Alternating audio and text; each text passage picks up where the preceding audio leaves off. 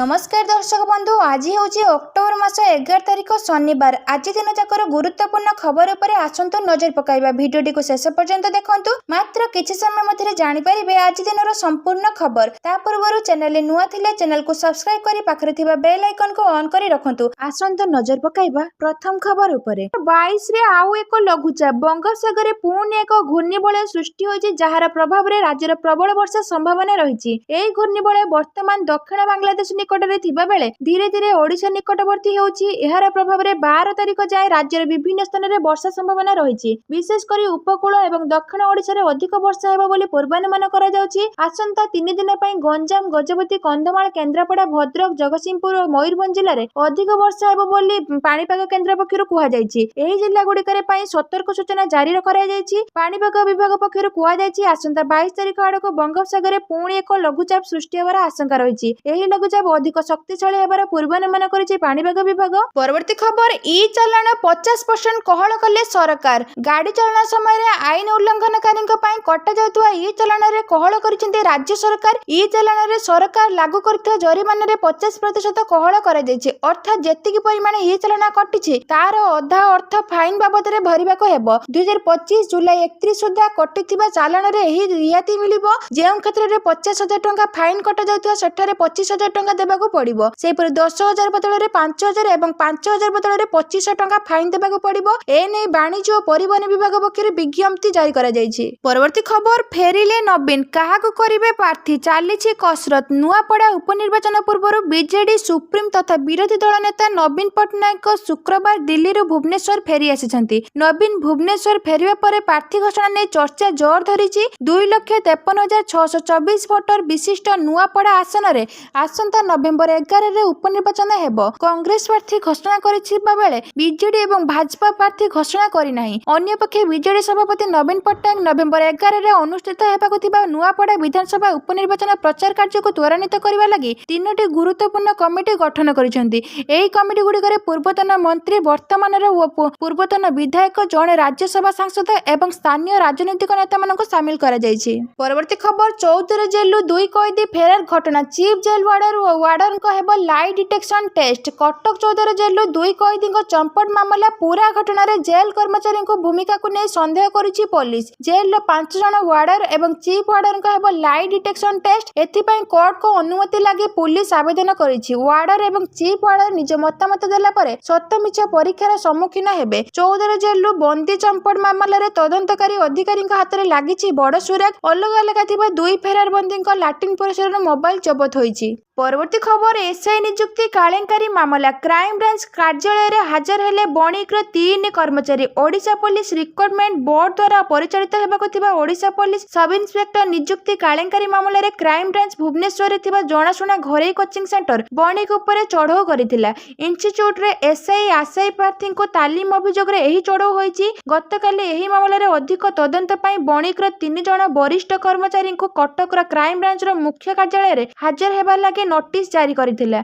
ताहा अनुसार बणिकर 3 कर्मचारी क्राइम ब्रांच निकट रे हाजर होइछन्ति। सेमानकु क्राइम ब्रांच पक्षरु जेरा करा जाउछि। ए नै अधिक तथ्य को अपेक्षा करा जाइछि, किंतु एबे एसआई नियुक्ति केलेंकारी मामला रे बणिकर ओडुआ बढ़ी जाइछि। बणिकर आउ किछि कर्मचारी को भी जेरा लागि क्राइम ब्रांच पक्षरु डका जाय पारे बोली कहा जाउछि। परवर्ती खबर, नुआपड़ा बीजेपी प्रार्थी संपर्क रे एहा कहिले सुरेश पुजारी। बाजी सरिछि नुआपड़ा उपनिर्वाचन बिगुल। जनताका आस्था भाजन हेबाकू पाग भिड़ा आरंभ करिसेंती 3 प्रमुख राजनैतिक दल। मंत्री सुरेश पुजारी नुआपड़ा निर्वाचन प्रार्थी को नहीं प्रतिक्रिया रखिसेंती। वर्तमान नामांकन प्रक्रिया आरंभ होइनी। प्रार्थी बाबद रे विचार विमर्श करुछि बीजेपी। दल भल लोकन को सुजोग देबो। जणे दरदी मनीष ही भारतीय जनता पार्टी रो प्रार्थी हेबे। बीजेपी, बीजेडी और कांग्रेस पई नुआपड़ा आसन जितिबा हेबो अग्नि परीक्षा सदृश। मुख्यमंत्री मोहन माझी, विरोधी दल नेता नवीन पट्टनायक और पीपीसी सभापति भक्त दास मध्य हेबो त्रिकोणीय मुकाबिला। बीजेपी सरकार रे एहा प्रथम उपनिर्वाचन होइथिया बेले यार फलाफल शासक बीजेपी रो ग्रहणीयतार उत्तर देबो। सेहीपरि विरोधी नवीन को लोकप्रियता और भक्त दास को ग्रहणीयतार प्रमाण साजिबो नुआपड़ा दंगल, जहा 3 प्रमुख दल पई वर्तमान सबुठ बड़ आह्वान। परवर्ती खबर, दाबी पूरा न हेले 29 रे मुख्यमंत्री बासभवन घेरिबे केन्दुपत्र कर्मचारी। स्थानीय अरण्य भवन रे पीसीसीएफ को कार्यालय रे ओडिशा केन्दुपत्र कर्मचारी संघ सहित पीसीसीएफ उमानंदुरी केन्दुपत्र ମୁଖପତ୍ର ତଳାଙ୍କିଙ୍କ ଦ୍ୱାରା ବିଭିନ୍ନ ଦାବି ଉପରେ ଆଲୋଚନା କରାଯାଇଛି। ସଂଘର ରାଜ୍ୟ ସଭାପତି ବିଜୟ କୁମାର ମହାନ୍ତିଙ୍କ ନେତୃତ୍ୱରେ ସଂଘର ରାଜ୍ୟସ୍ତରୀୟ କର୍ମକର୍ତ୍ତାମାନେ ଯୋଗ ଦେଇ ବିଭିନ୍ନ ପ୍ରସଙ୍ଗ ଉଠାଇଥିଲେ। ପିସିସିଏଫ୍ ଶ୍ରୀମତୀ ନନ୍ଦୁରୀ ଚଳିତ ମାସ ମଧ୍ୟରେ ତୋଳାଳି ଓ ବନ୍ଧେଇ ଶ୍ରମିକମାନଙ୍କୁ ସାମାଜିକ ସୁରକ୍ଷା ସହାୟତା ଦିଆଯିବ ପ୍ରତିଶ୍ରୁତି ଦେଇଥିଲେ। ଆଗାମୀ ବର୍ଷ ତୋଳାଳିମାନଙ୍କ ପତ୍ର ଦର ବୃଦ୍ଧି ହୋଇପାରେ ବୋଲି କହିଥିଲେ। ବର୍ତ୍ତମାନ ସୁଦ୍ଧା ସରକାର ବଜେଟ୍ ମଞ୍ଜୁରୀ ପ୍ରାପ୍ତ 120 କୋଟି ଟଙ୍କା କେଏଲ୍ଡିଏଫ୍ରେ ଜମା ହୋଇନଥିବା ଦର୍ଶାଇଥିଲେ। ସଂଘର କର୍ମକର୍ତ୍ତାମାନେ ଏହି ଅର୍ଥ ଶୀଘ୍ର ଉକ୍ତ ପାଣ୍ଠିରେ ଜମା କରିବା ପାଇଁ ଉଦ୍ୟମ ହେବାକୁ ଦାବି କରିଥିଲେ। ବୋନସ୍ ପରିମାଣ ବୃଦ୍ଧି ପାଇଁ ମଧ୍ୟ ଦାବି କରିଥିଲେ। ପରବର୍ତ୍ତୀ ଖବର, ବରିଷ୍ଠଙ୍କ ପାଇଁ ସୁରକ୍ଷା ନିରାପତ୍ତା ସେଲ୍ ତିଆରି କରାଯାଇଛି। ନିତ୍ୟାନନ୍ଦ ଗଣ୍ଡ ସ୍ଥାନୀୟ ରବୀନ୍ଦ୍ର ମଣ୍ଡପରେ ରାଜ୍ୟସ୍ତରୀୟ ବରିଷ୍ଠ ନାଗରିକ ଦିବସ ସମାରୋହ ଆୟୋଜିତ ହୋଇଯାଇଛି। ସାମାଜିକ ସୁରକ୍ଷା ଓ ଭିନ୍ନକ୍ଷମ ସଶକ୍ତିକରଣ ବିଭାଗ ଦ୍ୱାରା ଆୟୋଜିତ ଏହି କାର୍ଯ୍ୟକ୍ରମରେ ମନ୍ତ୍ରୀ ନିତ୍ୟାନନ୍ଦ ଗଣ୍ଡ, ବିଧାୟକ ବାବୁ ସିଂ, ଭୁବନେଶ୍ୱର ମହାନଗର ନିଗମ କମିଶନର ଚଞ୍ଚଳ ରଣା ଉପସ୍ଥିତ ଥିଲେ। ମନ୍ତ୍ରୀ ନିତ୍ୟାନନ୍ଦ ଗଣ୍ଡ କହିଥିଲେ, ବରିଷ୍ଠ ବ୍ୟକ୍ତିମାନେ ସମାଜରେ କେମିତି ଭଲ ଭାବେ ସୁରକ୍ଷିତ ବଞ୍ଚିପାରିବେ ସେମାନଙ୍କ ଦାୟିତ୍ୱ ଆମର। ଭବିଷ୍ୟତ ପିଢ଼ି ବରିଷ୍ଠଙ୍କୁ ସମ୍ମାନ ଦେବା ଆବଶ୍ୟକ। ବରିଷ୍ଠମାନଙ୍କ ପାଇଁ ବିଭାଗ ସୁରକ୍ଷା ନିରାପତ୍ତା ସେଲ୍ ତିଆରି କରାଯାଇଛି। ବିଭିନ୍ନ ସମସ୍ୟାରେ ସମାଧାନ ହୋଇପାରିବ ନେଇ ଆମେ ଆଲୋଚନା କରିଛୁ। ନୂଆ ସରକାର ଆସିବା ପରେ 80 ବର୍ଷ ଏବଂ ଅଧିକ ବୟସର ବ୍ୟକ୍ତିଙ୍କୁ 3500 ଟଙ୍କା ଭତ୍ତା ଦିଆଯାଉଛି। ବରିଷ୍ଠ ନାଗରିକଙ୍କ ପାଇଁ ତୀର୍ଥ ମାଗଣାରେ ଯାତ୍ରା ବ୍ୟବସ୍ଥା କରାଯାଉଛି। ବରିଷ୍ଠମାନଙ୍କୁ ସମାଜ କିଭଳି ସମ୍ମାନ ଦେବ ସେ ବିଷୟରେ ମଧ୍ୟ ସଚେତନତା କରାଇବା ଆବଶ୍ୟକ ରହିଛି। ବରିଷ୍ଠ ଅସହାୟ ଲୋକମାନଙ୍କ ପାଇଁ ବିଭିନ୍ନ ସେଣ୍ଟର ବୃଦ୍ଧାଶ୍ରମ କରାଯାଇଛି। ପରବର୍ତ୍ତୀ ଖବର, ଆମେରିକା ରାଷ୍ଟ୍ରପତି ଟ୍ରମ୍ପଙ୍କୁ ଶକ୍ତ ଝଟକା, ମାରିଆ କରିନାଙ୍କୁ ନୋବେଲ ଶାନ୍ତି ପୁରସ୍କାର। ଅନେକ ପ୍ରଚାର କରିବା ସତ୍ତ୍ୱେ ରାଷ୍ଟ୍ରପତି ଡୋନାଲ୍ଡ ଟ୍ରମ୍ପଙ୍କୁ ନୋବେଲ ଶାନ୍ତି ପୁରସ୍କାର ମିଳିପାରି ନାହିଁ। ଗତ କିଛି ମାସ ହେବ ଅନେକ ଦେଶ ମଧ୍ୟରେ ଯୁଦ୍ଧର ସମାପ୍ତି କରି ଶାନ୍ତି ଆଣିଥିବା ଦାବି କରି ଆସୁଥିବା କହୁଥିଲେ ଟ୍ରମ୍ପ। ଏହା ସହ ସେ ହିଁ ନୋବେଲ ଶାନ୍ତି ପୁରସ୍କାର ପାଇବାକୁ ଯୋଗ୍ୟ ବୋଲି ଦାବି କରିଥିଲେ ଟ୍ରମ୍ପ। ହେଲେ ଆଜି ତାଙ୍କର ସେ ସ୍ୱପ୍ନ ଭାଙ୍ଗି ଯାଇଛି। ତାଙ୍କ ପରିବର୍ତ୍ତେ ନୋବେଲ କମିଟି ଭେନେଜୁଏଲାର ବିରୋଧୀ ନେତ୍ରୀ ମାରିଆ କରେନା ମଚାଡ଼ଙ୍କୁ ନୋବେଲ ଶାନ୍ତି ପୁରସ୍କାର ପ୍ରଦାନ କରିଛି। ଭେନେଜୁଏଲାର ଗଣତନ୍ତ୍ର ଏବଂ ମାନବାଧିକାରଙ୍କୁ ପ୍ରୋତ୍ସାହିତ କରିବା ଏବଂ ଦେଶରେ ଏକ ଛତ୍ରବାଦୀ ଶାସନର ଅନ୍ତ ଘଟାଇବା ପାଇଁ ଏକ ଶାନ୍ତିପୂର୍ଣ୍ଣ ସଂଘର୍ଷର ନେତୃତ୍ୱ ନେଇଥିବାରୁ ମାରିଆ କରେନା ମାଚାଡ଼ଙ୍କୁ 2025 ନୋବେଲ ଶାନ୍ତି ପୁରସ୍କାର ପ୍ରଦାନ କରାଯାଇଛି। ମାରିଆଙ୍କୁ ଭେନେଜୁଏଲାର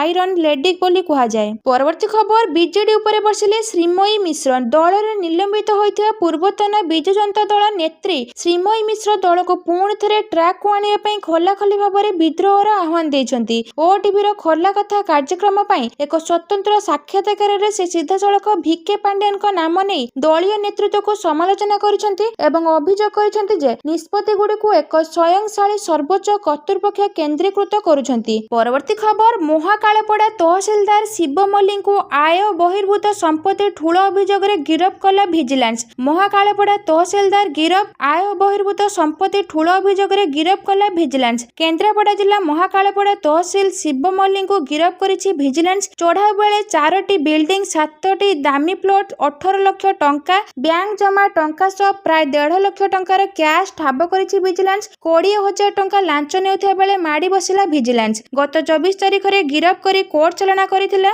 ଭିଜିଲାନ୍ସ।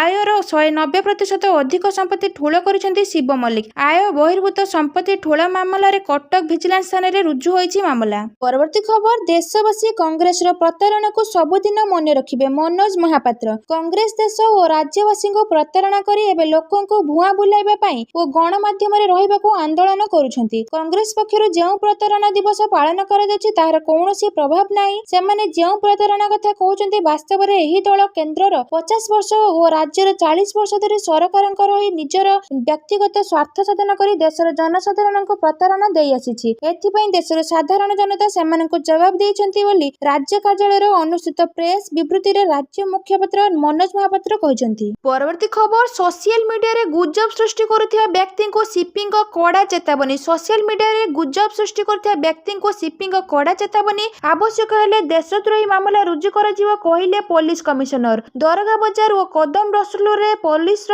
Flag March. କଟକ ସହର ସାରା ପୋଲିସ ମୁତୟନ ଅଛନ୍ତି। ସ୍ଥିତି ସ୍ୱାଭାବିକ ଅଛି। ତଥାପି କିଛି ଲୋକ ସୋସିଆଲ ମିଡିଆରେ ବିଭ୍ରାନ୍ତ ତଥ୍ୟ ରଖୁଛନ୍ତି। ସୋସିଆଲ ମିଡିଆରେ ବିଭ୍ରାନ୍ତ ତଥ୍ୟ ରଖୁଛନ୍ତି, ଭାଇରାଲ କରୁଛନ୍ତି। ଏଥିରୁ କ୍ଷାନ୍ତ ରୁହନ୍ତୁ, ନଚେତ୍ ଦୃଢ଼ କାର୍ଯ୍ୟାନୁଷ୍ଠାନ ନିଆଯିବ। ସୋସିଆଲ ମିଡିଆରେ କୌଣସି ପ୍ରକାର ସାମ୍ପ୍ରଦାୟର ପୋଷ୍ଟ କିମ୍ବା ଉତ୍ତେଜନା ସୃଷ୍ଟି ଉଦ୍ୟମ କରୁଥିଲେ ସାବଧାନ। ସୋସିଆଲ ମିଡିଆ ସ୍କାନ କରୁଛନ୍ତି ପୋଲିସର ଏକ ସ୍ୱତନ୍ତ୍ର ଟିମ୍। ସୋସିଆଲ ମିଡିଆରେ ଗୁଜବ ସୃଷ୍ଟିକାରୀଙ୍କୁ ପୋଲିସ କମିଶନର ଏସ୍ ଦେବଦତ୍ତ ସିଂଙ୍କୁ କଡ଼ା ଚେତାବନୀ। ସେ କହିଛନ୍ତି ଯେ ହଜାର ହଜାର ଆକାଉଣ୍ଟ ଉପରେ ପୋଲିସର ନଜର ରହିଛି। ଏଭଳି ବିଷୟ ସାମ୍ନାକୁ ଆସିବା ମାତ୍ରେ ତୁରନ୍ତ କାର୍ଯ୍ୟାନୁଷ୍ଠାନ ନିଆଯିବ।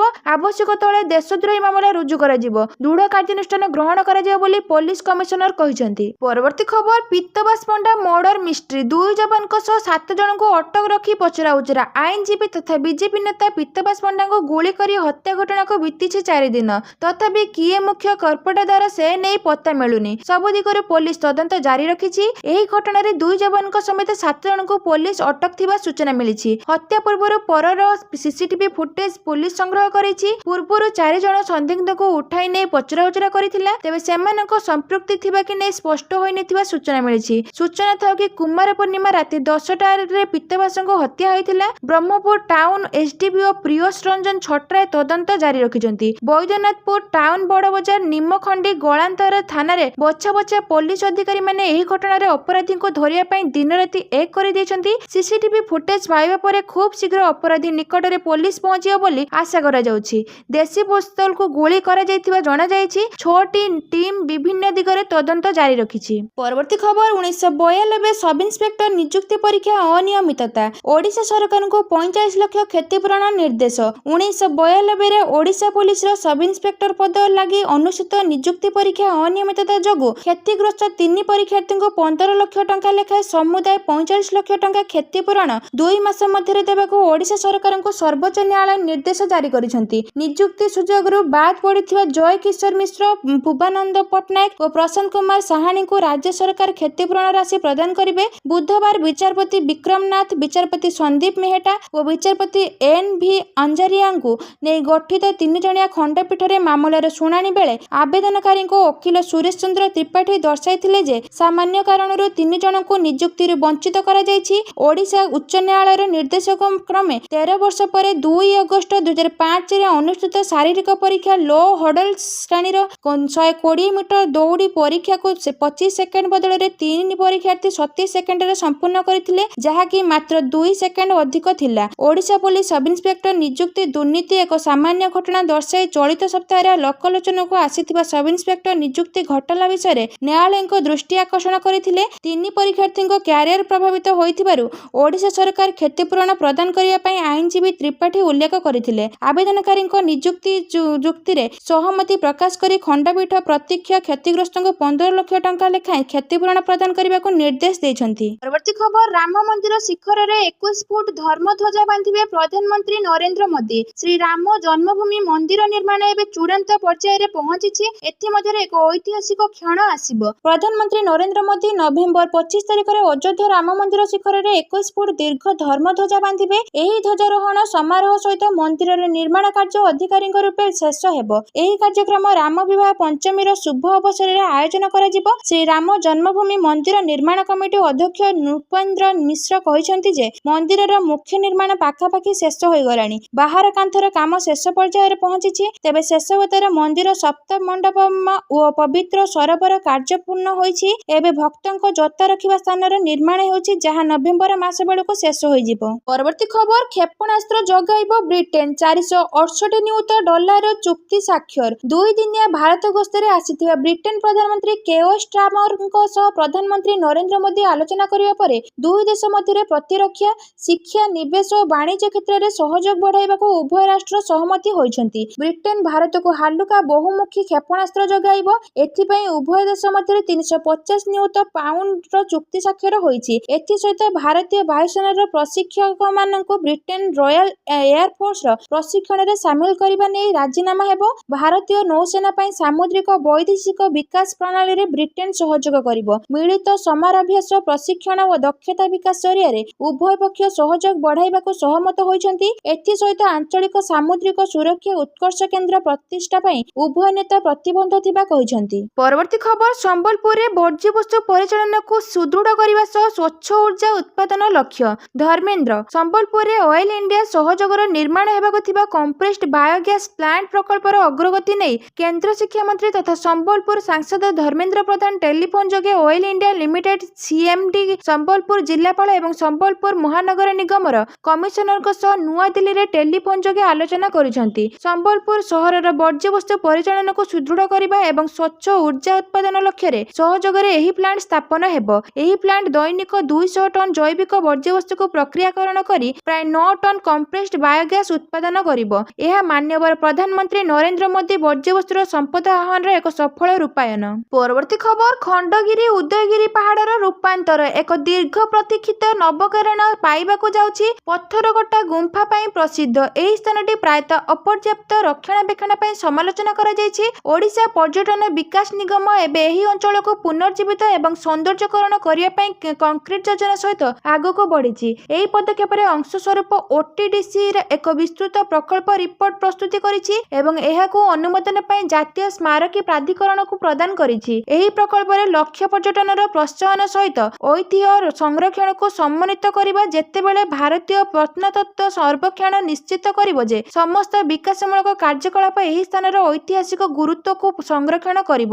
NMA ସବୁଜ ସଂକେତ ଦେବା ପରେ ହିଁ ନିର୍ମାଣ କାର୍ଯ୍ୟ ଆରମ୍ଭ ହେବ। ପରବର୍ତ୍ତୀ ଖବର, କାବୁଲରେ ଖୋଲିବ ଭାରତୀୟ ଦୂତାବାସ ବୈଦେଶିକ ମନ୍ତ୍ରୀ। ପୁଣି ଥରେ କାବୁଲରେ ଖୋଲିବ ଭାରତୀୟ ଦୂତାବାସ। ଏନେଇ ବୈଦେଶିକ ମନ୍ତ୍ରୀ S ଜୟଶଙ୍କର ଘୋଷଣା କରିଛନ୍ତି। ତାଲିବାନ ଅର୍ଥମନ୍ତ୍ରୀଙ୍କ ସହ ଆଲୋଚନା ପରେ ଘୋଷଣା କରିଛନ୍ତି ଆଫଗାନ ଛାତ୍ର ଓ ଆଫଗାନ କ୍ରିକେଟର ସମର୍ଥନ ପାଇଁ ଭାରତ ପ୍ରତିଶ୍ରୁତି ଦେଇଛି। ଭାରତ ବିରୋଧୀ କାର୍ଯ୍ୟକଳାପକୁ ଅନୁମତି ଦେବୁନୁ କହିଲେ ତାଲିବାନ ଅର୍ଥମନ୍ତ୍ରୀ। ସେ ଆହୁରି କହିଛନ୍ତି ଆତଙ୍କବାଦର ସମସ୍ତ ରୂପ ଏବଂ ପ୍ରକାଶନରେ ମୁକାବିଲା କରିବା ପାଇଁ ଆମକୁ ଏକାଠି କାମ କରିବାକୁ ପଡ଼ିବ। ଭାରତର ସୁରକ୍ଷା ଚିନ୍ତା ପ୍ରତି ଆପଣଙ୍କର ସମ୍ବେଦନଶୀଳତାକୁ ଆମେ ପ୍ରଶଂସା କରୁଛୁ। ପହଲଗାମ ଆତଙ୍କବାଦୀ ଆକ୍ରମଣ ପରେ ଆମ ସହିତ ଆପଣଙ୍କର ଏକତା ବିଶେଷ ଭାବରେ ସ୍ପଷ୍ଟ ଥିଲା। S ଜୟଶଙ୍କର କହିଛନ୍ତି ଆଫଗାନିସ୍ତାନରେ ଖଣି ସୁଯୋଗ ଅନୁସନ୍ଧାନ କରିବା ପାଇଁ ଭାରତୀୟ କମ୍ପାନୀଗୁଡ଼ିକୁ ଆପଣ ଦେଇଥିବା ନିମନ୍ତ୍ରଣ ମଧ୍ୟ ପ୍ରଶଂସା କରାଯାଉଛି। ଏହା ଉପରେ ଆହୁରି ଆଲୋଚନା କରାଯାଇପାରିବ। ବାଣିଜ୍ୟ ଏବଂ ବାଣିଜ୍ୟକୁ ପ୍ରୋତ୍ସାହିତ କରିବାରେ ଆମର ସମାନ ଆଗ୍ରହ ଅଛି। ପରବର୍ତ୍ତୀ ଖବର, ନୀତିଶ ଚିରାଙ୍କୁ ଜୋରଦାର ଝଟକା। ବିହାର ରାଜନୀତିରେ ହଲଚଲ। ବିହାର ବିଧାନସଭା ନିର୍ବାଚନ ପାଇଁ ପ୍ରସ୍ତୁତି ମଧ୍ୟରେ ନୀତିଶ କୁମାରଙ୍କ ଜନତା ଦଳ ୟୁନାଇଟେଡ୍ ପରେ ପରେ ଝଟକାର ସମ୍ମୁଖୀନ ହେଉଛନ୍ତି। ପ୍ରଥମେ ପୂର୍ବତନ ମନ୍ତ୍ରୀ ଲକ୍ଷ୍ମେଶ୍ୱର ରାୟ ଦଳ ଛାଡ଼ିଥିଲେ। ଏବେ ପୂର୍ବତନ MP ସନ୍ତୋଷ କୁଶୱାହା ମଧ୍ୟ JDUରୁ ଇସ୍ତଫା ଦେବାକୁ ପ୍ରସ୍ତୁତ ହେଉଛନ୍ତି। ଆଜି ସନ୍ତୋଷ JDUରୁ ଇସ୍ତଫା ଦେଇ ତେଜସ୍ୱୀ ଯାଦବଙ୍କ ରାଷ୍ଟ୍ରୀୟ ଜନତା ଦଳରେ ଯୋଗଦେବେ। ସୂତ୍ର ଅନୁସାରେ ସନ୍ତୋଷ ତେଜସ୍ୱୀଙ୍କ ଦଳରୁ ନିର୍ବାଚନ ଲଢ଼ିବା ପାଇଁ ତାଙ୍କ ଆସନ ଚୂଡ଼ାନ୍ତ କରିଛନ୍ତି। ସେ ନୀତିଶ କୁମାରଙ୍କ ମନ୍ତ୍ରୀ ଲେସି ସିଂଙ୍କ ବିରୋଧରେ ବିଧାନସଭା ନିର୍ବାଚନ ଲଢ଼ିବାକୁ ଚାହୁଁଛନ୍ତି। ପରବର୍ତ୍ତୀ ଖବର, ବଡ଼ ମାଇଲଖୁଣ୍ଟ ହାସଲ କଲେ ଯଶସ୍ୱୀ ଜୟସ୍ୱାଲ। କୋହଲି ସମେତ 3 କିମ୍ବଦନ୍ତୀକୁ ପଛରେ ପକାଇଲେ। ଦିଲ୍ଲୀରେ ୱେଷ୍ଟଇଣ୍ଡିଜ ବିପକ୍ଷରେ ଦ୍ୱିତୀୟ ଟେଷ୍ଟର ପ୍ରଥମ ଇନିଂସରେ ଯଶସ୍ୱୀ ଜୟସ୍ୱାଲ ଏକ ଚମତ୍କାର ଶତକ ହାସଲ କରିଛନ୍ତି। ପ୍ରଥମ ଦିନର ଦ୍ୱିତୀୟ ଅଧିବେଶନରେ ସେ ତାଙ୍କର ଶତକ ହାସଲ କରିଛନ୍ତି। ଏହି ଇନିଂସରେ ସେ ବିରାଟ କୋହଲି, ସୌରଭ ଗାଙ୍ଗୁଲି ଏବଂ ରାହୁଲ ଦ୍ରାବିଡଙ୍କ ପରି କିମ୍ବଦନ୍ତୀମାନଙ୍କୁ ପଛରେ ପକାଇ ତାଙ୍କର 3000 ଅନ୍ତର୍ଜାତୀୟ ରନ୍ ପୂରଣ କରିଛନ୍ତି। ସବୁଠାରୁ କମ୍ ଇନିଂସରେ ଏହି ମାଇଲଖୁଣ୍ଟ ପହଞ୍ଚିବା କ୍ଷେତ୍ରରେ ଯଶସ୍ୱୀ ଜୟସ୍ୱାଲ ସବୁଠାରୁ କମ୍ ଇନିଂସରେ ଆନ୍ତର୍ଜାତୀୟ କ୍ରିକେଟରେ 3000 ରନ୍ କରିଥିବା ବ୍ୟାଟ୍ସମ୍ୟାନ୍ ହୋଇଛନ୍ତି। ସେ ତାଙ୍କର 71ତମ ଇନିଂସରେ ଏହି ମାଇଲଖୁଣ୍ଟ ପହଞ୍ଚିଛନ୍ତି। ଜୟସ୍ୱାଲ ଗୋଟିଏ ଦିନିକିଆ 15 ରନ୍ ଏବଂ 23ଟି 20 ମ୍ୟାଚରେ 22 ଇନିଂସରେ 723 ରନ୍ କରିଛନ୍ତି। ଏହା ଜୟସ୍ୱାଲଙ୍କ 48ତମ ଟେଷ୍ଟ ଇନିଂସରେ ସେ ତାଙ୍କ 7ମ ଟେଷ୍ଟ ଶତକ ହାସଲ କରିଥିଲେ। ତାଙ୍କର T20 ଆନ୍ତର୍ଜାତୀୟ ମ୍ୟାଚରେ ମଧ୍ୟ ଏକ ଶତକ ରହିଛି। ପରବର୍ତ୍ତୀ ଖବର, ବିମାନ ଭିତରେ ଯାତ୍ରୀ ଅସୁସ୍ଥ। ଜରୁରୀ ଅବତରଣ କଲା ବିମାନ। ମଝି ଆକାଶରେ ଜଣେ ଯାତ୍ରୀ ହଠାତ୍ ଅସୁସ୍ଥ ହୋଇପଡ଼ିବାରୁ ଗୌହାଟୀ ଯାଉଥିବା ଏୟାର ଇଣ୍ଡିଆ ଏକ୍ସପ୍ରେସର ବିମାନ ଭୁବନେଶ୍ୱରରେ ଜରୁରୀ ଅବତରଣ କରିଥିଲା। ବିଜୁ ପଟ୍ଟନାୟକ ଅନ୍ତର୍ଜାତୀୟ ବିମାନ ବନ୍ଦର ନିର୍ଦ୍ଦେଶକ ପ୍ରସନ୍ନ ପ୍ରଧାନ କହିଛନ୍ତି ଏୟାର ଇଣ୍ଡିଆ ଏକ୍ସପ୍ରେସ ବିମାନ 174 ଜଣ ଯାତ୍ରୀଙ୍କୁ ନେଇ ବେଙ୍ଗାଲୁରୁ ଗୌହାଟୀ ଅଭିମୁଖେ ଯାତ୍ରା କରୁଥିଲେ। ଭୁବନେଶ୍ୱର ଉପରେ ଯିବା ସମୟରେ ସେଥିରେ ଥିବା ଜଣେ ଯାତ୍ରୀ ଅସୁସ୍ଥ ହୋଇପଡ଼ିଥିଲେ। ତାଙ୍କ ଛାତିରେ ଯନ୍ତ୍ରଣା ହେଉଥିଲା। ଫଳରେ ATCର ଅନୁମତି ନେଇ ସମ୍ପୃକ୍ତ ପାଇଲଟ ଅପରାହ୍ନ 4:53ରେ ଜରୁରୀ ଅବତରଣ କରିଥିଲା। ଆମ୍ବୁଲାନ୍ସ ଯୋଗେ ଅସୁସ୍ଥ ଥିବା ଯାତ୍ରୀଙ୍କୁ ଡାକ୍ତରଖାନା ସ୍ଥାନାନ୍ତର କରାଯାଇଥିଲା। ଏହାପରେ ଅନ୍ୟ ଯାତ୍ରୀଙ୍କୁ ନେଇ ଅପରାହ୍ନ 5:50ରେ ବିମାନଟି ପୁନର୍ବାର ଗୌହାଟୀ ଅଭିମୁଖେ ଯାଇଥିଲା। ପରବର୍ତ୍ତୀ ଖବର, ଚିକିତ୍ସା କ୍ଷେତ୍ରରେ AI। ଆଜିକାଲି AIର ବ୍ୟବହାର ଚିକିତ୍ସା କ୍ଷେତ୍ରରେ ଅନେକ ପ୍ରକାରର ପରିବର୍ତ୍ତନ ଆଣିଛି। ଚିକିତ୍ସାର ପ୍ରକ୍ରିୟାକୁ ଏହା ଅନେକାଂଶରେ ବଦଳାଇ ସାରିଲାଣି। ଏହି କ୍ରମରେ ବ୍ରିଟେନ ଓ ଜାପାନ ୟୁନିଭର୍ସିଟି ଗବେଷକମାନେ ଏକ ନୂଆ ଅଧ୍ୟାୟ କରିବାକୁ ଯାଉଛନ୍ତି। କିଛି ବର୍ଷ ପୂର୍ବେ ସେମାନେ ପ୍ରସ୍ତୁତ କରିଥିବା ନାନୋ ରୋବୋଟର ମାନବିକ ପରୀକ୍ଷଣ କରାଯିବ।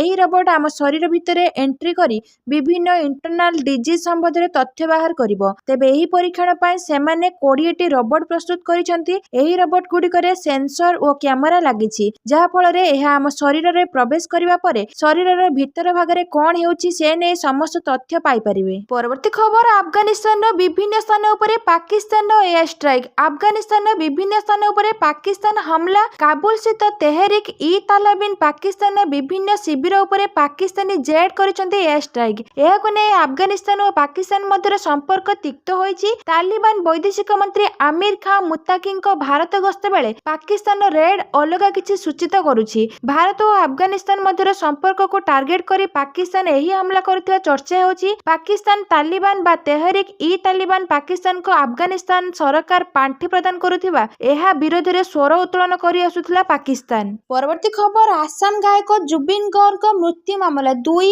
ପିଏସ୍ଓ ଗିରଫ। ଦିନକୁ ଦିନ ବଡ଼ ହେବାରେ ଲାଗିଛି ଆସାମ ଗାୟକ ଜୁବିନ ଗର୍ଗଙ୍କ ମୃତ୍ୟୁ ମାମଲା। ଜୁବିନଙ୍କ 2 ବ୍ୟକ୍ତିଗତ ନିରାପତ୍ତା ଅଧିକାରୀଙ୍କୁ ଗିରଫ କରିଛି ଆସାମ ପୋଲିସ। ସେମାନେ ହେଲେ ନନ୍ଦେଶ୍ୱର ବୋରୋ ଓ ପରେଶ ବୈଶ୍ୟ। ଦୀର୍ଘ ଦିନ ଧରି ଜୁବିନଙ୍କ ସୁରକ୍ଷାରେ ସେମାନେ ଥିଲେ ନିୟୋଜିତ। ସେମାନଙ୍କୁ ଚିଫ ଜୁଡିସିଆଲ ମ୍ୟାଜିଷ୍ଟ୍ରେଟଙ୍କ ନିକଟରେ ହାଜର କରାଯାଇଛି। ସେମାନଙ୍କ ବିରୋଧରେ କିଛି ଆର୍ଥିକ ଅନିୟମିତତା ଅଭିଯୋଗ ଆସିବା ପରେ ସେମାନଙ୍କୁ ସସ୍ପେଣ୍ଡ କରାଯାଇଥିଲା। ଗତ 4 ରୁ 5 ବର୍ଷ ମଧ୍ୟରେ ସେମାନେ ପ୍ରାୟ 1 କୋଟି ଟଙ୍କାର କାରବାର କରିଥିଲେ। ବୋରୋଙ୍କ ଆକାଉଣ୍ଟ 70 ଲକ୍ଷ ଟଙ୍କା ଓ ବୈଶ୍ୟଙ୍କ ଆକାଉଣ୍ଟରେ 40 ଲକ୍ଷ ଟଙ୍କା ଥିବା ସୂଚନା ମିଳିଥିଲା। ଗରିବ ଓ ଅସହାୟ ଲୋକଙ୍କୁ ସହାୟତା କରିବା ଲାଗି ଏହି 2 ଜଣ ଆକାଉଣ୍ଟରେ ଜୁବିନ ଟଙ୍କା ରଖୁଥିବା ଜଣାପଡ଼ିଛି। ଜୁବିନଙ୍କ ପତ୍ନୀ ଗରିମା ସାଇକିଆ ଗର୍ଗ କହିଛନ୍ତି, ସାମାଜିକ କାର୍ଯ୍ୟ ଲାଗି ଏହି ଟଙ୍କା ଜମା ରଖାଯାଇଥିଲା ଏବଂ ଏହାକୁ ଖର୍ଚ୍ଚକୁ ସେମାନେ ଡାଏରୀରେ ଲିପିବଦ୍ଧ କରୁଥିଲେ। ଏହି 2 ଅଫିସର ଜୁବିନଙ୍କ ସହ ପ୍ରାୟ 10 ବର୍ଷ ଧରି ରହିଥିଲେ। ଜୁବିନଙ୍କ ଉଲାଫା ସଂଗଠନର ଧମକ ପରେ ଏହି 2 ଅଫିସରଙ୍କୁ ନିଯୁକ୍ତ ଦେଇଥିଲା ଆସାମ ପୋଲିସ। ତେବେ ଜୁବିନ ମାମଲାରେ ନ୍ୟାୟ ମାଗୁଛନ୍ତି ତାଙ୍କ ଭଉଣୀ ପାମେ ବୋର୍ଦକୋର। ପରବର୍ତ୍ତୀ ଖବର, ପାଣ୍ଡରାଠାରେ ହେବ ବଡ଼ ମାଛ ମାର୍କେଟ, ଶିଳାନ୍ୟାସ କରିବେ ପ୍ରଧାନମନ୍ତ୍ରୀ। ପାଣ୍ଡରାଠାରେ ହେବ ବୃହତ ମାଛ ମାର୍କେଟ। ଆସନ୍ତାକାଲି ଏହାର ଶିଳାନ୍ୟାସ କରିବେ ପ୍ରଧାନମନ୍ତ୍ରୀ ନରେନ୍ଦ୍ର ମୋଦି। 5 ଏକର ଜାଗାରେ ନିର୍ମାଣ ହେବ ଏହି ମାଛ ମାର୍କେଟ। 4 ନମ୍ବର ହୋଲସେଲ ମାଛ ମାର୍କେଟ ପାଇଁ ବିଭିନ୍ନ ସମସ୍ୟା ହେଉଥିଲା। 3 ବର୍ଷ ହେଲା ପ୍ଲାନ୍ ଥିଲା। ବର୍ତ୍ତମାନ ପ୍ରଧାନମନ୍ତ୍ରୀ ମତ୍ସ୍ୟ ଯୋଜନାରେ 50 କୋଟି ଟଙ୍କା ମିଳିଛି, କିନ୍ତୁ ଏହା ପାଖାପାଖି 40 ରୁ 80 କୋଟି ଟଙ୍କାର ପ୍ରକଳ୍ପ ରହିବ। ଏଥିରେ ରିଟେଲ ବ୍ୟବସାୟୀଙ୍କ ସମେତ ହୋଲସେଲର, କୋଲ୍ଡ ଷ୍ଟୋରେଜ ସମେତ ମାଛ ଚାଷୀ, ବ୍ୟବସାୟୀ ଓ ଗ୍ରାହକ ସମସ୍ତେ ଉପକୃତ ହୋଇପାରିବେ। ଏନେଇ ସୂଚନା ଦେଇଛନ୍ତି ଭୁବନେଶ୍ୱର ମହାନଗର ନିଗମର ମେୟର ସୁଲୋଚନା ଦାସ। ପରବର୍ତ୍ତୀ ଖବର, ଖରାପ ସ୍ୱାସ୍ଥ୍ୟାବସ୍ଥା ପାଇଁ ବର୍ତ୍ତମାନ ଚର୍ଚ୍ଚାରେ ଅଛନ୍ତି ପ୍ରେମାନନ୍ଦ ଜୀ ମହାରାଜ। ଚିନ୍ତାରେ ଭକ୍ତ। ବୃନ୍ଦାବନର ପ୍ରସିଦ୍ଧ ପ୍ରେମାନନ୍ଦ ଜୀ ମହାରାଜଙ୍କ ଖରାପ ସ୍ୱାସ୍ଥ୍ୟାବସ୍ଥା ପାଇଁ ବର୍ତ୍ତମାନ ସେ ଚର୍ଚ୍ଚାରେ ଅଛନ୍ତି। ସେ ନିଜର ପଦଯାତ୍ରା ମଧ୍ୟ ବନ୍ଦ କରିଦେଇଛନ୍ତି। ଉତ୍ତରପ୍ରଦେଶରେ ମଥୁରାରେ ଥିବା କେଳିକୁଞ୍ଜ ଆଶ୍ରମର ସନ୍ଥ ପ୍ରେମାନନ୍ଦ ଜୀ ମହାରାଜଙ୍କ ସ୍ୱାସ୍ଥ୍ୟାବସ୍ଥାକୁ ନେଇ ଏବେ ଭକ୍ତମାନଙ୍କ ମଧ୍ୟରେ ଚିନ୍ତା ପ୍ରକାଶ ପାଇଛି। ପ୍ରେମାନନ୍ଦ ଜୀ ମହାରାଜଙ୍କ ସ୍ୱାସ୍ଥ୍ୟଗତ ସମସ୍ୟା କାରଣରୁ ଅକ୍ଟୋବର 2 ତାରିଖରୁ ପଦଯାତ୍ରା ସ୍ଥଗିତ ରଖିଛନ୍ତି। କେଳିକୁଞ୍ଜ ଆଶ୍ରମରୁ ମିଳିଥିବା ଏକ ସୂଚନା ଅନୁସାରେ ପ୍ରେମାନନ୍ଦ ଜୀ ମହାରାଜଙ୍କ ସ୍ୱାସ୍ଥ୍ୟ ଠିକ୍ ନଥିବାରୁ ପଦଯାତ୍ରା ଅନିର୍ଦ୍ଦିଷ୍ଟ କାଳ ପାଇଁ ସ୍ଥଗିତ ରଖାଯାଇଛି। ପ୍ରେମାନନ୍ଦ ମହାରାଜ ବର୍ତ୍ତମାନ ବିଶ୍ରାମ ନେଉଛନ୍ତି। ଭକ୍ତମାନଙ୍କୁ ରାସ୍ତାରେ ଠିଆ ହୋଇ ଦର୍ଶନ ପାଇଁ ଅପେକ୍ଷା ନ କରିବାକୁ ନିବେଦନ କରାଯାଉଛି। କେବଳ ସୀମିତ ସଂଖ୍ୟକ ଅନୁଗାମୀଙ୍କ ଏକାନ୍ତରେ ଭେଟୁଛନ୍ତି ପ୍ରେମାନନ୍ଦ ଜୀ ମହାରାଜ। ଏହାର ଭିତରେ ତାଙ୍କର ଚିକିତ୍ସା କରୁଥିବା ଡାକ୍ତରଙ୍କ ପକ୍ଷରୁ ମଧ୍ୟ ଏକ ବିବୃତ୍ତି ପ୍ରକାଶ ପାଇଛି। ପରବର୍ତ୍ତୀ ଖବର, ବଙ୍ଗୋପସାଗରରେ ନୋ ଫ୍ଲାଏ ଜୋନ୍ ଘୋଷଣା କଲା ଭାରତ। ଅପରେସନ ସିନ୍ଦୁର ପରଠାରୁ ଭାରତ ଏହାର ପ୍ରତିରକ୍ଷା କ୍ଷମତାକୁ ଆହୁରି ବୃଦ୍ଧି କରିଛି। ଭାରତ ବଙ୍ଗୋପସାଗରରେ କ୍ଷେପଣାସ୍ତ୍ର ପରୀକ୍ଷଣ ସମ୍ପର୍କରେ ଏକ ନୋଟାମ୍ ଜାରି କରିଛି। ଏହି ନୋଟାମ୍ ଅକ୍ଟୋବର 15 ରୁ 17, 2025 ପର୍ଯ୍ୟନ୍ତ କାର୍ଯ୍ୟକାରୀ ହେବ ଏବଂ 3550 କିଲୋମିଟର ପରିଧିକୁ ନୋ ଫ୍ଲାଏ ଜୋନ୍ ଭାବରେ ଘୋଷଣା କରାଯାଇଛି। ଏ ସମ୍ପର୍କରେ ଏକ ନୋଟାମ୍ ଏବଂ ସାମୁଦ୍ରିକ ସୁରକ୍ଷା ବିଜ୍ଞପ୍ତି ଜାରି କରାଯାଇଛି। ଏଠାରେ ଦୂରଗାମୀ ବାଲିଷ୍ଟିକ୍ କ୍ଷେପଣାସ୍ତ୍ର, ଅଗ୍ନି ସିରିଜ୍ କ୍ଷେପଣାସ୍ତ୍ର କିମ୍ବା ଉନ୍ନତ ରଣନୈତିକ ଅସ୍ତ୍ର ପ୍ରଣାଳୀ ସହିତ ଜଡ଼ିତ ପରୀକ୍ଷଣ ହେଉଥିବା ରିପୋର୍ଟ କରାଯାଉଛି। ବିଜ୍ଞପ୍ତିରେ ଉଲ୍ଲେଖ କରାଯାଇଥିବା ସ୍ଥାନାଙ୍କ ଏବଂ କ୍ଷେତ୍ର ଭାରତର ଅଗ୍ନି ସିରିଜ୍ କିମ୍ବା କ୍ରୁଜ୍ ଏବଂ ହାଇପରସୋନିକ୍ ଯାନ ପରୀକ୍ଷଣ ସମୟରେ ବ୍ୟବହୃତ ମିଶନ ସହିତ ମେଳ ଖାଉଛି। 2000 କିଲୋମିଟରରୁ ଅଧିକ ଅଞ୍ଚଳକୁ ନୋ ଫ୍ଲାଏ ଜୋନ୍ ଭାବରେ ଘୋଷଣା କରିବାର ଅର୍ଥ ହୋଇପାରେ ଯେ ଏଥର ନୂତନ ପ୍ରଯୁକ୍ତି ବିଦ୍ୟା କିମ୍ବା ଉନ୍ନତ ମାର୍ଗଦର୍ଶନ ପ୍ରଣାଳୀ ସହିତ ଜଡ଼ିତ ପରୀକ୍ଷଣ ହୋଇପାରେ। ପରବର୍ତ୍ତୀ ଖବର, ଟାଇମ୍ସ ୱାର୍ଲ୍ଡ ବିଶ୍ୱବିଦ୍ୟାଳୟ ର୍ୟାଙ୍କିଂ। ବିଶ୍ୱରେ 501 କୋହୋର୍ଟରେ କିଟ୍ ଭାରତର 5ମ ଶ୍ରେଷ୍ଠ ବିଶ୍ୱବିଦ୍ୟାଳୟ। ପ୍ରତିବର୍ଷ ପରି ଚଳିତ ବର୍ଷ ମଧ୍ୟ ଟାଇମ୍ସ ହାଇୟର ଏଜୁକେସନ ବିଶ୍ୱବିଦ୍ୟାଳୟ ର୍ୟାଙ୍କିଂ ପ୍ରକାଶ ପାଇଛି। ଚଳିତ ବର୍ଷ କିଟ୍ ବିଶ୍ୱବିଦ୍ୟାଳୟ ଏହି ର୍ୟାଙ୍କିଂରେ ବିଶ୍ୱ ତଥା ସର୍ବଭାରତୀୟ ସ୍ତରର ତାର ସ୍ଥାନରେ ଉନ୍ନତି ଆଣିଛି। ଗୁରୁବାର ଟାଇମ୍ସ ହାଇୟର ଏଜୁକେସନ ବିଶ୍ୱବିଦ୍ୟାଳୟ ର୍ୟାଙ୍କିଂ 2026 ପ୍ରକାଶିତ ହୋଇଥିବା ବେଳେ ଏଥିରେ କିଟ୍ ଅତ୍ୟଧିକ ଭଲ ପ୍ରଦର୍ଶନ କରିଛି। ବିଶ୍ୱର 2191 ବିଶ୍ୱବିଦ୍ୟାଳୟ ମଧ୍ୟରେ କିଟ୍ 501 କୋହୋର୍ଟ ମଧ୍ୟ ରହିଛି। ସେହିପରି କିଟ୍ ବିଶ୍ୱବିଦ୍ୟାଳୟ ଦେଶର 128ଟି ଆନୁଷ୍ଠାନିକ ମଧ୍ୟରେ ଶ୍ରେଷ୍ଠ 5ମ ବିଶ୍ୱବିଦ୍ୟାଳୟ ହୋଇଥିବା ବେଳେ ଓଡ଼ିଶାରେ ପ୍ରଥମ ସ୍ଥାନରେ ରହିବାର ଗୌରବ ଅର୍ଜନ କରିଛି। ପରବର୍ତ୍ତୀ ଖବର, ଜାମ୍ମୁ କାଶ୍ମୀରର ଆତଙ୍କବାଦ ମୁକ୍ତ କରିବା ମୋଦି ସରକାରଙ୍କ ପ୍ରାଥମିକତା। ଗୃହମନ୍ତ୍ରୀ। କେନ୍ଦ୍ର ଗୃହ ଏବଂ ସମବାୟ ମନ୍ତ୍ରୀ ଅମିତ ଶାହ ଜାମ୍ମୁ କାଶ୍ମୀରର ସୁରକ୍ଷା ସ୍ଥିତିର ସମୀକ୍ଷା ପାଇଁ ନୂଆଦିଲ୍ଲୀରେ ଏକ ଉଚ୍ଚସ୍ତରୀୟ ବୈଠକରେ ଅଧ୍ୟକ୍ଷତା କରିଛନ୍ତି। ଏହି ବୈଠକରେ ଜାମ୍ମୁ କାଶ୍ମୀରର ଉପରାଜ୍ୟପାଳ ମନୋଜ ସିହ୍ନା, କେନ୍ଦ୍ର ଗୃହ ସଚିବ, ଗୁଇନ୍ଦା ନିର୍ଦ୍ଦେଶ ନିର୍ଦ୍ଦେଶକ, ସେନା ମୁଖ୍ୟ, ଜାମ୍ମୁ କାଶ୍ମୀର ମୁଖ୍ୟ ଶାସନ ସଚିବ ଏବଂ ପୁଲିସ ମହାନିର୍ଦ୍ଦେଶକ, କେନ୍ଦ୍ରୀୟ ସଶସ୍ତ୍ର ପୁଲିସ ବାହିନୀର ମହାନିର୍ଦ୍ଦେଶକ ଏବଂ ଭାରତ ସରକାର, ସେନା ଏବଂ ଜାମ୍ମୁ କାଶ୍ମୀର ପ୍ରଶାସନର ବରିଷ୍ଠ ଅଧିକାରୀମାନେ ଯୋଗ ଦେଇଥିଲେ। ଅମିତ ଶାହ ଆତଙ୍କବାଦ ମୁକ୍ତ ଜାମ୍ମୁ କାଶ୍ମୀରର ଲକ୍ଷ୍ୟ ହାସଲ ଦିଗରେ ମୋଦି ସରକାରଙ୍କ ଅତୁଟ ପ୍ରତିବଦ୍ଧତାକୁ ଦୋହରାଇଥିଲେ। ସେ କହିଥିଲେ ଯେ ସୁରକ୍ଷା ସଂସ୍ଥାଗୁଡ଼ିକର ଦୃଢ଼ ପ୍ରୟାସ ଯୋଗୁଁ ଜାମ୍ମୁ କାଶ୍ମୀରର ରାଷ୍ଟ୍ରର ଶତ୍ରୁମାନେ ତାଙ୍କର ପୋଷିତ ଆତଙ୍କବାଦୀ ନେଟୱାର୍କ ପ୍ରାୟ ପଙ୍ଗୁ ହୋଇଯାଇଛି।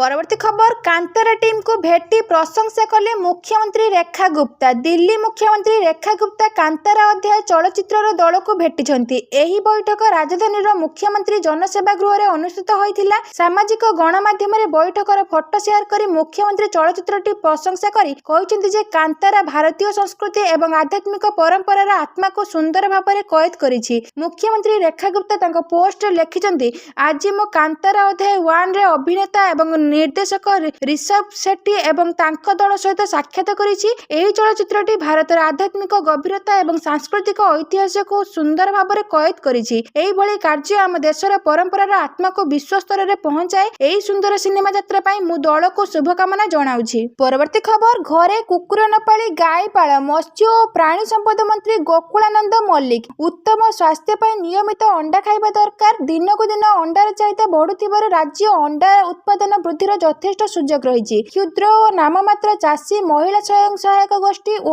ଉଦ୍ୟୋଗୀଙ୍କ ଜରିଆରେ ଅଣ୍ଡା ଉତ୍ପାଦନ ବୃଦ୍ଧି ନିମନ୍ତେ ରାଜ୍ୟ ସରକାର ଅନେକ ଗୁଡ଼ିଏ ଯୋଜନା କାର୍ଯ୍ୟକାରୀ କରୁଛନ୍ତି। ଅଣ୍ଡା ଦିଆ କୁକୁଡ଼ା ପାଳନ କୃଷକମାନଙ୍କ ଆୟ ବୃଦ୍ଧିର ସହାୟକ ହେବା ସହିତ ସେମାନଙ୍କ ପାଇଁ ନିରନ୍ତର ଆୟର ସୁଯୋଗ ସୃଷ୍ଟି କରିଥାଏ। ରାଜ୍ୟର ଚାଷୀ ଓ ଉଦ୍ୟୋଗୀମାନଙ୍କୁ ସରକାର ଯୋଜନାର ଲାଭ ଉଠାଇ ଅଧିକରୁ ଅଧିକ ଅଣ୍ଡା ଉତ୍ପାଦନ କରି ନିଜର ଆୟ ବୃଦ୍ଧି କରିପାରିବେ। ପରବର୍ତ୍ତୀ ଖବର, ବ୍ରିଟେନ ଅର୍ଥ ବ୍ୟବସ୍ଥାର ସାହାରା ପାଲଟିବ ଭାରତ। ଇଂରେଜଙ୍କୁ ଦେବ ଚାକିରି। ଗୋଟିଏ ସମୟ ଥିଲା ଯେତେବେଳେ ଭାରତ ବ୍ରିଟେନର ଦାସ ଥିଲା ଏବଂ ବ୍ରିଟେନ ଭାରତର ସମ୍ପଦକୁ ଲୁଟୁଥିଲା ଏବଂ ବଡ଼ ଜାହାଜରେ ନିଜ ଦେଶକୁ ପରିବହନ କରୁଥିଲା। ଭାରତୀୟ ଶ୍ରମିକମାନଙ୍କୁ ମଧ୍ୟ ଏହି ଜାହାଜରେ ଦାସ ଭାବରେ ପଠାଯାଉଥିଲା। ବ୍ରିଟିଶ କାରଖାନା ଏବଂ ଶିଳ୍ପରେ ପରିଶ୍ରମ କରିବାକୁ ବାଧ୍ୟ କରାଯାଉଥିଲା। କିନ୍ତୁ ଆଜି ସେହି ବ୍ରିଟେନ ଭାରତରୁ ନିବେଶ ନେଉଛି ଏବଂ ବିଭିନ୍ନ କ୍ଷେତ୍ରରେ ଭାରତର ନିବେଶ କେତେ ନିଯୁକ୍ତି ସୃଷ୍ଟି କରିବ ସେ ବିଷୟରେ ନିଜ ଦେଶକୁ ଗର୍ବିତ କରୁଛି। 64ଟି ଭାରତୀୟ କମ୍ପାନୀ ବ୍ରିଟେନରେ £1 ବିଲିୟନ ଅର୍ଥାତ୍ 11,877 କୋଟି ଟଙ୍କା ନିବେଶ କରିବାକୁ ଘୋଷଣା କରିଛନ୍ତି, ଯାହା ବ୍ରିଟେନର ପ୍ରାୟ 7,000 ନିଯୁକ୍ତି ସୃଷ୍ଟି କରିବ। ପରବର୍ତ୍ତୀ ଖବର, ଟେସ୍ଲା କାର୍ କିଣିଲେ ରୋହିତ ଶର୍ମା। ହଇଚଇ ସୃଷ୍ଟି କଲେ ଏଲନ ମସ୍କଙ୍କ ପ୍ରତିକ୍ରିୟା। ଭାରତୀୟ କ୍ରିକେଟର ରୋହିତ ଶର୍ମା ନିକଟରେ ମୁମ୍ବାଇରେ ଆୟୋଜିତ ସିଏଟି କ୍ରିକେଟ ଆୱାର୍ଡସରେ ନିଜର ନୂଆ ଟେସ୍ଲା ମଡେଲ ୱାଇ ଡ୍ରାଇଭ୍ କରି ସମସ୍ତଙ୍କ ନଜର ଆକର୍ଷିତ କରିଛନ୍ତି। ଏହି ଇଲେକ୍ଟ୍ରିକ୍ ଏସୟୁଭିର ଏକ ଭିଡିଓ ସୋସିଆଲ ମିଡିଆରେ ଭାଇରାଲ ହୋଇଛି, ଯେଉଁଥିରେ ରୋହିତଙ୍କ 50 ମିଲିୟନ ଇନଷ୍ଟାଗ୍ରାମ ଫଲୋଅର୍ସଙ୍କ ମଧ୍ୟରେ ଉତ୍ସାହ ଦେଖାଯାଇଛି। ଜଣେ ଉପଭୋକ୍ତା ପୋଷ୍ଟ କରିଛନ୍ତି, ଏହା ହିଁ କାରଣ ଯେ ଟେସ୍ଲାକୁ ବିଜ୍ଞାପନର ଆବଶ୍ୟକତା ନାହିଁ। ରୋହିତ ଶର୍ମା ନୂଆ ଟେସ୍ଲା ମଡେଲ ୱାଇ କିଣିଛନ୍ତି। ପରବର୍ତ୍ତୀ ଖବର, 14 ଜେଲରୁ 2 କଏଦୀ ଫେରାର ଘଟଣା। ଚିଫ୍ ଜେଲ୍ ୱାର୍ଡରଙ୍କ ହେବ ଲାଇ ଡିଟେକ୍ସନ ଟେଷ୍ଟ। କଟକ 14 ଜେଲରୁ 2 କଏଦୀଙ୍କ ଚମ୍ପଟ ମାମଲା। ପୂରା ଘଟଣାରେ ଜେଲ୍ କର୍ମଚାରୀଙ୍କ ଭୂମିକାକୁ ନେଇ ସନ୍ଦେହ କରୁଛି ପୋଲିସ। ଜେଲର 5 ଜଣ ୱାର୍ଡର ଏବଂ ଚିଫ୍ ୱାର୍ଡରଙ୍କ ହେବ ଲାଇ ଡିଟେକ୍ସନ ଟେଷ୍ଟ। ଏଥିପାଇଁ କୋର୍ଟଙ୍କ ଅନୁମତି ଲାଗି ପୁଲିସ ଆବେଦନ କରିଛି। ୱାର୍ଡର ଏବଂ ଚିଫ୍ ୱାର୍ଡର ନିଜ ମତାମତ ଦେଲା ପରେ ସତ୍ୟ ମିଛ ପରୀକ୍ଷାର ସମ୍ମୁଖୀନ ହେବେ। 14 ଜେଲରୁ ବନ୍ଦୀ ଚମ୍ପଟ ମାମଲାରେ ତଦନ୍ତକାରୀ ଅଧିକାରୀଙ୍କ ହାତରେ ଲାଗିଛି ବଡ଼ ସୁରାଗ। ଅଲଗା ଅଲଗା ଥିବା 2 ଫେରାର ବନ୍ଦୀଙ୍କ ଲାଟ୍ରିନ୍ ପରିସରରୁ ମୋବାଇଲ ଜବତ ହୋଇଛି।